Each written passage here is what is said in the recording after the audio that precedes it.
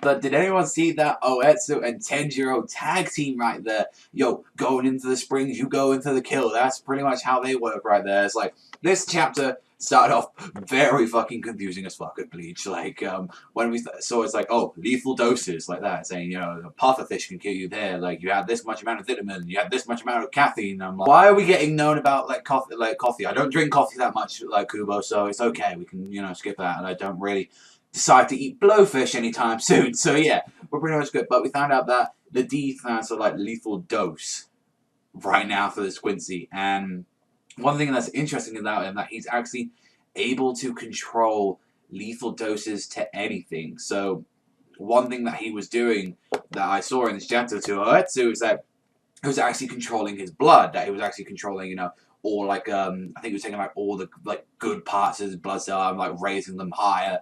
And he was pretty much able to, like, yeah, you got to lose that blood, otherwise you're going to die like that. You're just going to absolutely die. Because he was there on the floor, like, just, you know, losing it and all that. And it was going to be a quick death. But Ooetsu fought smart, and he's like, all right, just cut my neck like that. There you go. That'll give me some time. And that was just enough time for, like, Tenjiro to come around there. And he just goes, oh, Tenjiro, like that. He just, like, screams. He just fires away like that. It's like, yo, we already know what this guy does. He replaces bad blood with new blood, and it's like, that's what he did right there.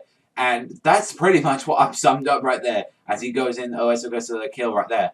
I've pretty much summed up the chapter right there for the fight. But it's like, definitely interesting because I thought this character would have been like a lot more bigger than what we would have expected, because he was very highly built, you know, when he was just like looking at the background, you know, with Peppy and all them. So I thought he was going to be like more like, you know, a bigger brute or something like that. You know, he would have been like a big shit. But honestly, all of his bodyguards were pretty much just terrible. They were all pretty much just bad, like, at everything they did. Unless they make a comeback right now, because right now it's just like Juhah, like, well, forget that. I would call them Ywach from now on, because I've noticed the translations just go with Ywach now.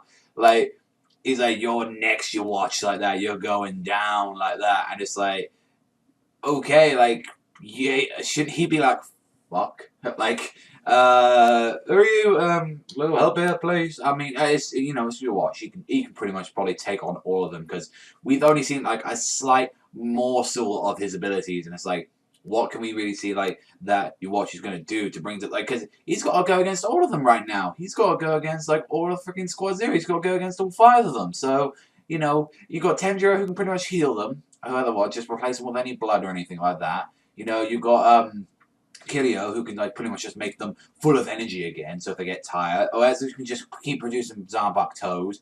You know, Senjumaru can like just keep producing, you know, weebs and shit like that.